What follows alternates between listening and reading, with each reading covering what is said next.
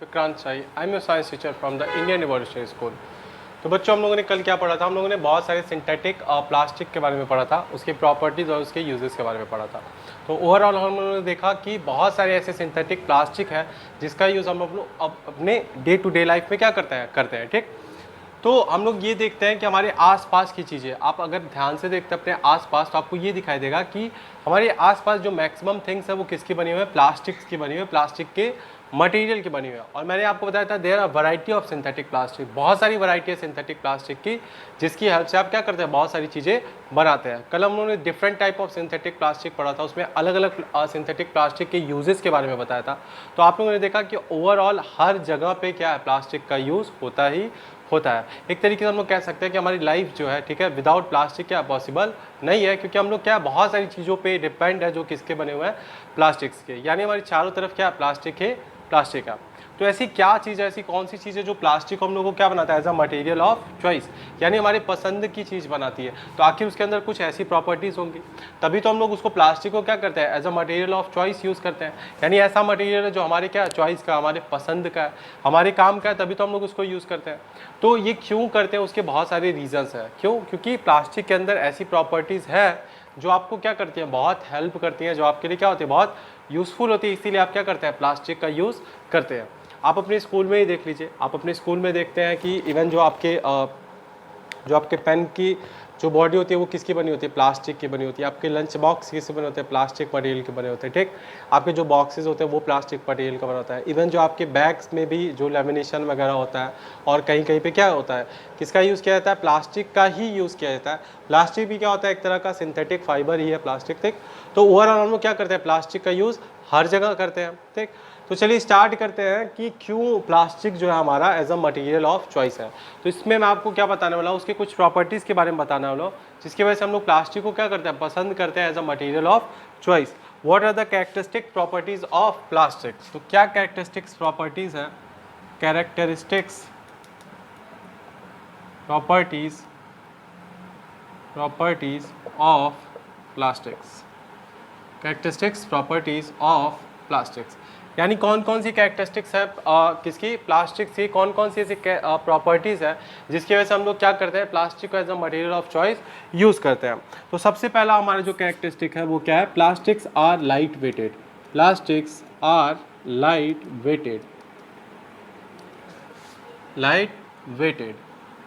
तो हमारा जो प्लास्टिक होता है वो क्या होता है? लाइट वेटेड होता है, बहुत हल्का होता है, इसलिए हम उसको क्या करते हैं? As a material of choice use करते हैं। अगर प्लास्टिक की जगह पे आप उसका अल्टरनेट कोई मेटल लेते हैं या कोई और अदर कोई मटेरियल लेते हैं तो प्लास्टिक के कंपैरिजन में वो क्या होता है? हैवियर होता है, इसलिए उसकी जगह पे हम लोग क्या यूज़ कर सकते हैं? हम लोग प्लास्टिक का यूज़ कर सकते हैं, ठीक। ये क्या होता है? आपके वुड से भी क्या होता है? हल्का होता है। बहुत सारे मेटल से भी क्या होता है? लाइटर होता है। It is much lighter than natural fibres. Even जो नेचुरल फाइबर्स जो होते हैं आपके, कॉटन हो गया, जूट हो गया, वुल हो गया, उससे भी जो आपका प्लास्टिक का मटेरियल होता है वो क्या होता है? लाइट वेटेड होता है, उससे भी क्या होता है? हल्का होता है। तो इसलिए हम लोग प्लास्टिक को एज अ चॉइस मटेरियल क्या कर सकते हैं? यूज़ कर सकते हैं। इसके बाद से जो इसकी अगली कैरेक्टरिस्टिक प्रॉपर्टी है वो क्या है? Plastic are strong and durable. Plastics are strong and durable. Plastic के जो मटेरियल्स होते हैं वो क्या होते हैं? स्ट्रांग होते हैं, मजबूत होते हैं, और ड्यूरेबल यानी लंबे टाइम के लिए आपका साथ देते हैं। इस वजह से भी हम लोग प्लास्टिक को as a material of choice use करते हैं। Synthetic fibres have very high tensile strength as compare to the natural fibre. मैंने बताया कि प्लास्टिक भी क्या है? एक तरह का सिंथेटिक फाइबर है, और आपको पता है जो सिंथेटिक फाइबर का जो टेंसाइल स्ट्रेंथ होता है, उसकी जो मजबूती होती है आपके नेचुरल फाइबर से क्या होती है? ज़्यादा होती है। तो इसीलिए प्लास्टिक्स जो होते हैं वो क्या होते हैं? स्ट्रांग होते हैं और ड्यूरेबल होते हैं। इसके बाद से हमारी जो अगली कैरेक्टरिस्टिक प्रॉपर्टी है जो plastic as a material of choice बनाती है वो क्या है? Insulating material. इंसुलेटिंग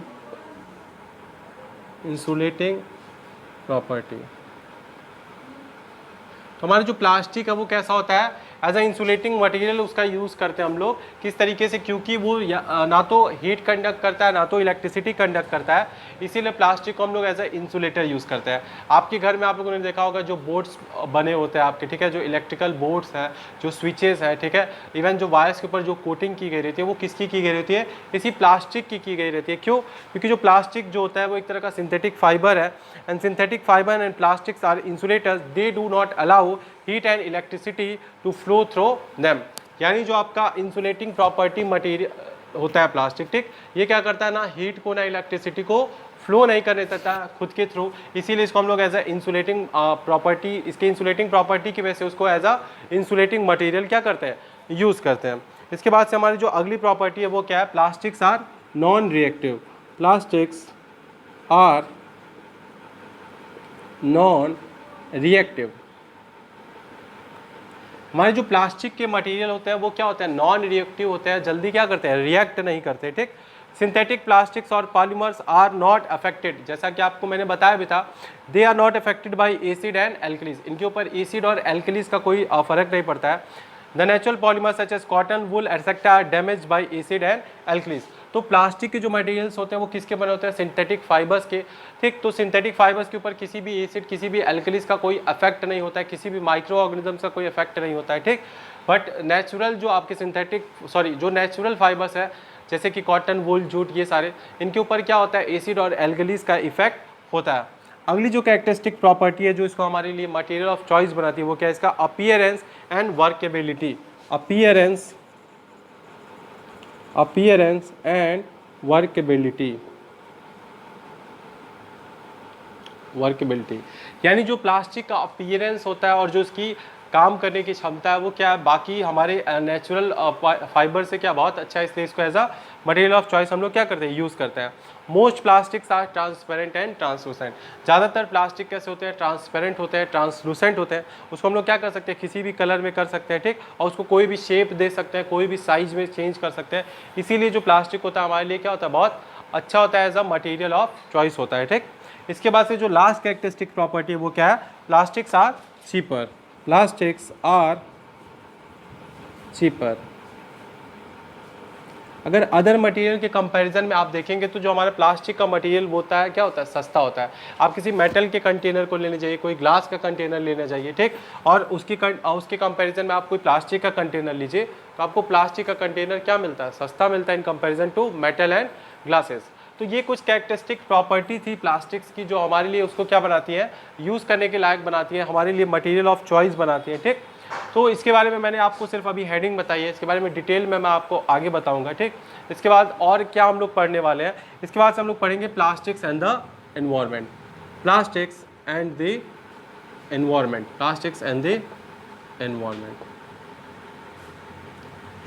जैसा कि आप जानते हैं कि प्लास्टिक जो होता है वो क्या होता है, एक सिंथेटिक मटेरियल है, मैन मेड मटेरियल, और आपको पता है जो सिंथेटिक और मैन मेड मटेरियल्स होते हैं जो केमिकल्स की हेल्प से बनाए गए होते हैं, ठीक, उनको माइक्रो ऑर्गेनिजम्स क्या डिकम्पोज नहीं कर सकते हैं, ठीक है, वो नॉन बायोडिग्रेडेबल होते हैं, जिसके वजह से प्लास्टिक्स क्या करते हैं, इन्वायरमेंट में पॉल्यूशन फैलाते हैं। तो इसके बारे में भी हम लोग पढ़ेंगे, हम लोग देखेंगे कि बायोडिग्रेडेबल सब्सटेंस क्या होते हैं, ठीक, और नॉन बायोडिग्रेडेबल सब्सटेंस क्या होते हैं, और किस तरीके से जो सिंथेटिक मटेरियल और प्लास्टिक है वो पॉल्यूशन क्रिएट करता है, और किस तरीके से हम लोग उसको क्या कर सकते हैं, मिनिमाइज़ कर सकते हैं।